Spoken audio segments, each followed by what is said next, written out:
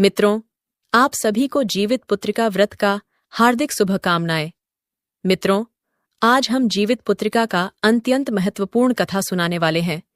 जो भी माता और बहनें जीवित पुत्रिका का व्रत रखते हैं, तो उन्हें इस मार्मिक कथा को अवश्य सुनना चाहिए।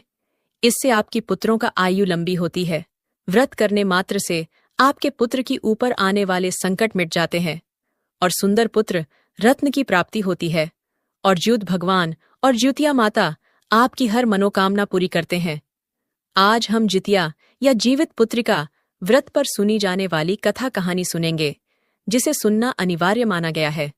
जीवित पुत्रिका का व्रत अश्विन मास में कृष्ण पक्ष को रखा जाता है।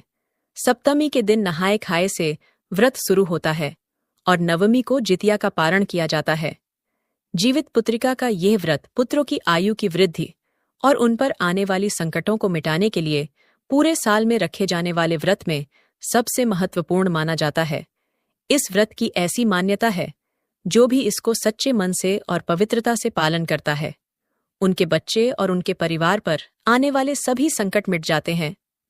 मित्रों, इस पवित्र कथा का अवलोकन कराने से पहले मैं माता जितिया और एक जीवित वाहन भगवान से प्रार्थना करता हूँ, हे प्रभु, जो भी इस कथा को अंत तक सुने, उसके पुत्र और परिवार की रक्षा करना। कथा सुनना आरंभ करते हैं। नर्मदा नदी के किनारे एक बहुत बड़ा पुराना पाखड़ का पेड़ था और पाखड़ के ऊपर घोंसले में एक चिल्होर चिड़िया रहती थी और उसी पाखड़ के पेड़ के नीचे एक खोरी में एक सियारिन रहती थी। दोनों में घनी मित्रता था। नीचे से सियारिन और ऊपर से चिलोर दोनों आपस में बात करते रहते थे। जैसा आप जानते हैं कि सतयुग के समय में पेड़ पौधे भी वापस बात करते थे। सभी प्राणियों की भाषा समझते थे। चिलोर, कौआ, गाय, कोई भी पशु पक्षी मनुष्य की तरह बात करते थे और एक दूसरे का भाषा सभी लोग समझते थे। तो उसी तरह चिलोर और सियारिन जो थी, एक दूसरे से उसी की तरह बात करते थे। तो मित्रों, जो चिल्होर चिड़िया थी, वह ऊपर डाल पर अपने घोंसले में बैठी थी और सुबह सुबह का समय था। सियारिन जो थी, नीचे अपना खोरर में थी। तभी चिल्लौर चिड़िया नदी की ओर देखा और सियारिन से कहती है कि बहन, आज का दिन कुछ अलग है। तब सियारिन बोली, क्या है बहन, आज का दिन अलग? चिल्लोर चिड़िया बोली, बहन, नदी की ओर बहुत भीड़ लगा हुआ है। मित्रों, सियारिन बोली, किस चीज का भीड़ है बहन? चिल्लोर चिड़िया कहती है, अरे बहन, यह तो मुझे भी पता नहीं है। एक काम करो, थोड़ा जाकर पूछ लो, क्योंकि बहन तुम नीचे हो, तुम्हारे 4 पैर है और तुम आसानी से चली जाओगी। इसलिए तुम जाओ और जाकर पूछ कर आओ और मुझे इसके बारे में बताओ। सियारिन कहती है कि बहन, यदि हम मनुष्यों के झुंड में जाऊंगी तो वह लोग मुझे मार मार के तो कचूमर बना देंगे, मेरा टांगे तोड़ देंगे, मेरा हड्डियां पसलियां बराबर कर देंगे, मेरा प्राण ही निकल जाएगा। तो जाने से क्या फायदा? चिल्लोर कहती है कि तो ठीक है बहन, मैं जाती हूँ और देखती हूँ और जाकर पूछ कर आती हूँ। वह चिल्लोर घोंसले से निकलकर और उड़ती उड़ती नदी के तट पर चली जाती है।